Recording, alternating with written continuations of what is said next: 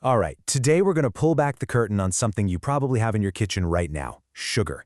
But this isn't just about a sweet ingredient. Oh no. This is a story that stretches across the entire globe, and it involves a kind of coordination that is honestly kind of mind-blowing. So let's jump right in.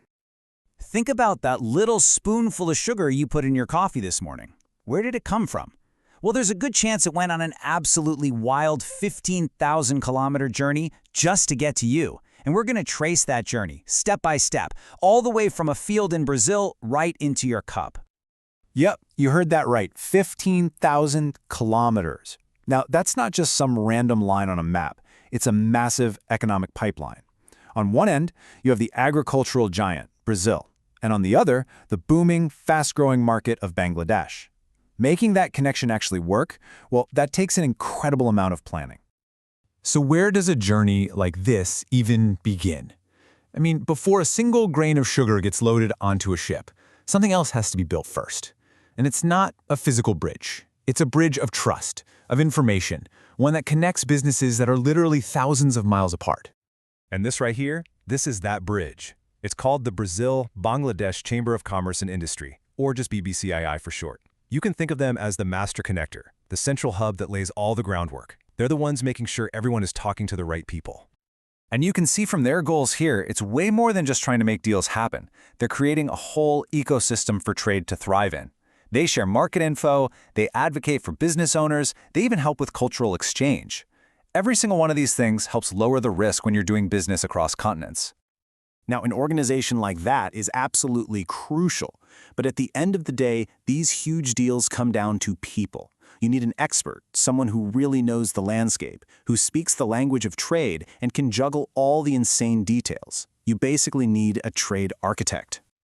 And here he is. Meet our trade architect, M. Jainal Abidin. Now, this guy isn't just some name on a plaque. He's the expert on the ground who makes this whole system tick.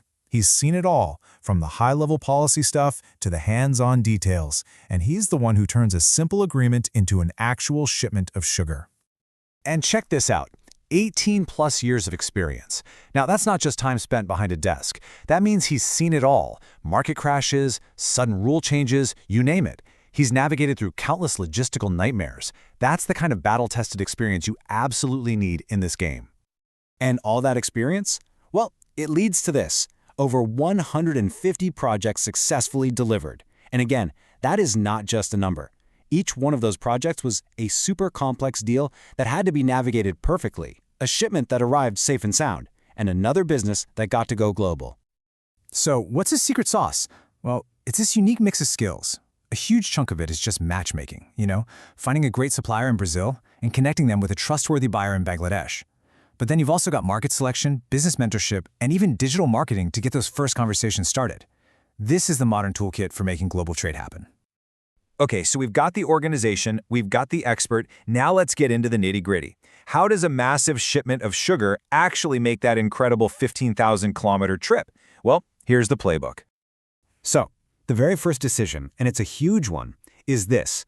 Are you buying raw sugar that needs to be refined, or are you buying refined sugar that's ready to go on the shelf? Because that one choice changes everything. Who you're selling to, how you ship it, and where the biggest risks are. Getting this right from the start is absolutely key.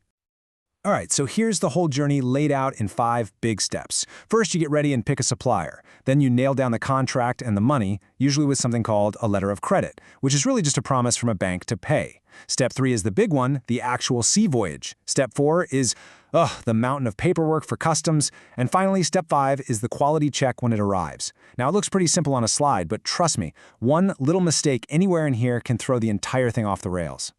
But here's the thing. Being successful in this business isn't about just following a checklist. It's about realizing that the price on the contract, that's only part of the story. The real cost of doing business comes from all the risks you don't see coming. And these are the traps, the classic mistakes that can turn a great deal into a total disaster.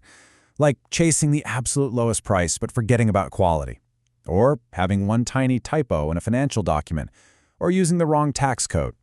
Any one of these slip-ups can get your sugar damaged, stuck in port for weeks racking up insane fees, or hit with a tax bill that just wipes out your entire profit. And that brings us right to the ultimate lesson here, straight from our expert. He says winning in this game isn't about finding the cheapest commodity. Nope. The people who win consistently are the ones who master all the different kinds of risk. The quality risk, the paperwork risk, and the policy risk. That's the real secret to success. So we end up right back where we started, with your cup of coffee. The next time you stir in some sugar, maybe you'll think about that incredible 15,000-kilometer journey. You'll think about the web of organizations, the expert architects, and the detailed playbook that had to work perfectly just so you could have that simple little pleasure. Makes you wonder, doesn't it? What other hidden journeys are hiding in the things we use every single day?